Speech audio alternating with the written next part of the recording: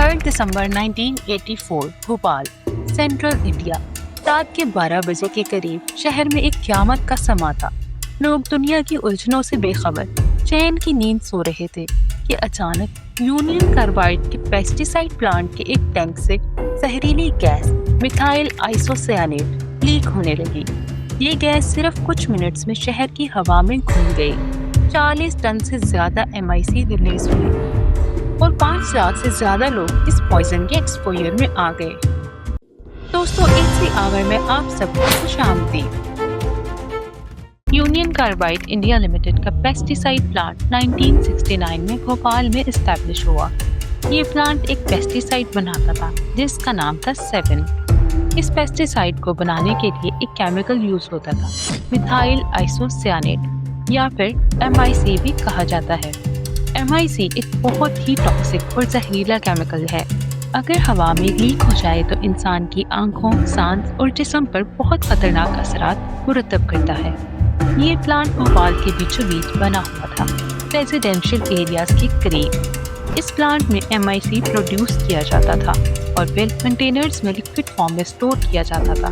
یہ بہت بڑے کنٹینرز تھے جو زمین کے اندر انسٹال کیے گئے تھے۔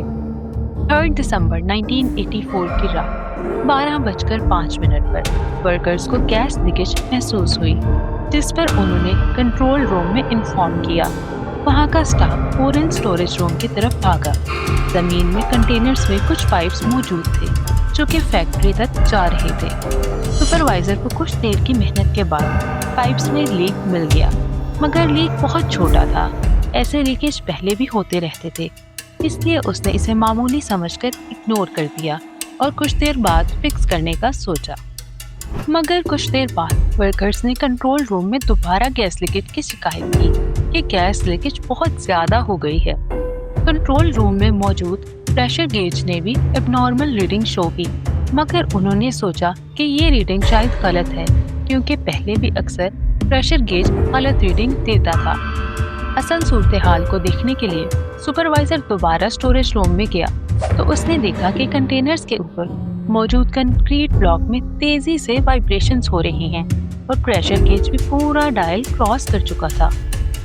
یہ دیکھتے ہی سپروائزر نے فیکٹری میں ایمرجنسی اناؤنس کر دی اور لیک گیس کو نیوٹرلائز کرنا شروع کر دیا۔ فیکٹری میں ایسی سچویشنز کو ٹیکل کرنے کے لیے کچھ ڈیوائسز موجود تھی، جیسا کہ gas scrubber. Supervisor gas scrubber کی طرف بھاگا، مگر یہ دیکھ کر اس کی پریشانی بڑھ گئی۔ گیس اسکربر خراب تھا۔ دوسرا آپشن تھا فلیئر ٹاور، جو کہ گیس کو ایٹماسفیئر میں شامل ہونے سے پہلے ہی جلا دیتا ہے، مگر اس میں بھی کچھ ٹیکنیکل ایشو تھا، جس کے نتیجے میں گیس ایٹماسفیئر میں شامل ہو گئی اور اسٹاف کچھ نہ کر پایا۔ انہوں نے فوراً ایمرجنسی سائرن آن کر کے فیکٹری کو ایویکویٹ کرنا شروع کر دیا۔ یہ زہریلی گیس بھوپال کے ساؤتھ والے ایریا میں پھیل گئی، جو کہ بہت ہی گھنی آبادی والا علاقہ ہے۔ تھوڑی ہی دیر میں گیس ہوا میں شامل ہو کر لوگوں کے گھروں میں گھس گئی۔ لوگوں کو پہلے آنکھوں میں جلن محسوس ہوئی، پھر سانس رکنے لگی، جس کی وجہ سے لوگ نیند میں اٹھ کر بھاگنے لگے، مگر بھاگنا بیکار تھا کیونکہ پورا شہر زہر سے بھر چکا تھا۔ کسی کی آنکھیں جل رہی تھی، کسی کی سانس رک رہی تھی۔ MIC انہیل ہونے کی وجہ سے ان کو وامٹ ہونا شروع ہوئی اور وہ ایک ایک کر کے سڑک پر گرتے گئے۔ فیکٹری میں موجود سپروائزر نے ایک آخری سیفٹی سسٹم کو یوز کرنے کا سوچا۔ نے چمنی سے نکل کر پھیلنے والی گیس پر ہوس پائپ سے پانی پھینکنے کا سوچا، مگر ہوس پائپ کی لینتھ بہت کم تھی، جس کی وجہ سے وہ چمنی تک پہنچ ہی نہ سکا۔ تب تک گیس پورے شہر میں 8 کلومیٹر تک پھیل چکی تھی۔ لوگوں نے گھبراہٹ میں ہاسپٹل کا رخ کرنا شروع کر دیا۔ اتنی زیادہ تعداد میں لوگ ہاسپٹل آئے کہ جگہ کم پڑ گئی۔ ڈاکٹرز اس کو امونیا انٹاکسیکیشن سمجھ رہے تھے، مگر لوگوں کو اس سے بھی شدید سمٹمز شو ہو رہے تھے، جس کی وجہ سے وہ ایگزیکٹ ٹریٹمنٹ نہ دے پائے۔ لوگوں کے جسم میں موجود MIC پانی کے ساتھ شامل ہو کر لنگز کو بلاک کر رہی تھی، جس سے لوگ سانس نہیں لے پا رہے تھے۔ رات کے اس قیامت خیز منظر کے بعد جب صبح ہوئی تو بھوپال ایک قبرستان بن چکا تھا۔ سڑکوں پر لاشیں بکھری ہوئی تھی، بچے، عورتیں، بزرگ سب جان کی بازی ہار چکے تھے۔ یہ خبر پوری دنیا میں پھیل چکی تھی۔ نیشنل اور انٹرنیشنل میڈیا پل پل کی خبر سے آگاہ کر رہے تھے۔ تحقیق کے مطابق پہلی ہی رات میں 3000 سے زائد لوگ جان سے گئے اور اگلے کچھ دنوں میں یہ نمبر 15 سے 20,000 تک بڑھ گیا۔ 5.5 لاکھ کے قریب لوگ گیس سے بری طرح متاثر ہوئے، جن میں سے 3,900 ہمیشہ کے لیے معذور ہو گئے۔ یہ تاریخ کا سب سے بڑا انڈسٹریل حادثہ تھا۔ لیکن یہاں بڑا سوال یہ ہے کہ آخر گیس لیک ہونے کی وجہ کیا تھی؟ اس واقعے کی جانچ پڑتال کے بعد یہ بات سامنے آئی کہ یونین کاربائڈ کمپنی نے 3 انڈر گراؤنڈ گیس اسٹوریج بنائے ہوئے تھے، جن میں سے ایک ٹینک جو کہ E610 کے نیم سے تھا۔ رولز کے مطابق اس ٹینک کو ہمیشہ آدھا بھرا جاتا ہے، لیکن اس ٹینک کو 75% خطرناک MIC سے بھرا گیا، جو کہ بہت ڈینجرس تھا۔ اور یہی نہیں بلکہ E611 ٹینک میں بھی اتنی ہی MIC گیس موجود تھی، جو کہ اس سنگین حادثے کی وجہ بنی۔ لوگوں نے یونین کاربائڈ کمپنی کے خلاف پروٹیسٹ شروع کر دیے۔ اس معاملے کی اصل وجہ جاننے کے لیے کمپنی کے CEO وارن اینڈرسن فوراً انڈیا آئے، لیکن ان کو ایئرپورٹ سے ہی اریسٹ کر لیا گیا۔ پولیس انہیں جیل لے جانے کی بجائے یونین کاربائڈ کمپنی کے گیسٹ ہاؤس میں لے گئی، جہاں سے وہ اپنے اعلیٰ سورسز کی بنیاد پر ضمانت پر رہا ہو گئے اور ملک چھوڑ کر فرار ہو گئے۔ بھوپال کو مزید کسی نقصان سے بچانے کے لیے بچے ہوئے MIC کو ویسٹ کرنا ضروری تھا۔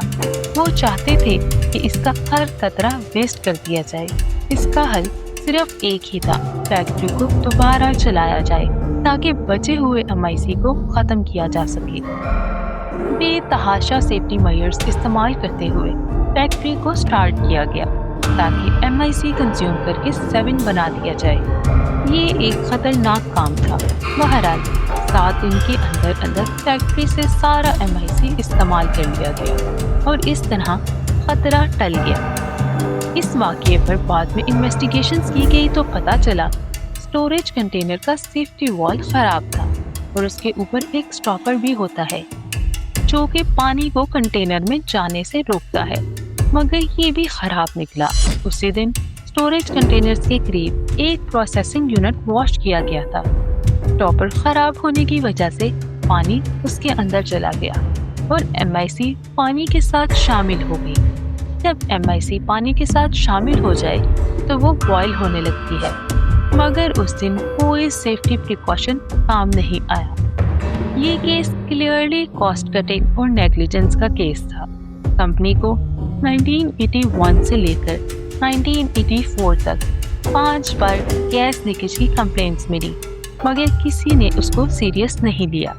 یونین کاربائڈ پر کیس ہوا، لیکن 5 سال بعد یونین کاربائڈ کمپنی نے انڈین گورنمنٹ کے ساتھ آؤٹ آف کورٹ سیٹلمنٹ کر لی اور انڈین گورنمنٹ کو $470 ملین دیے گئے، مگر لوگوں کا جو نقصان ہوا وہ آج تک پورا نہیں ہو سکا۔ وہ آج بھی MIC کے اثرات کے زیر اثر ہیں۔ وہاں کی آب و ہوا میں آج بھی MIC کی کنٹیمنیشن ہے۔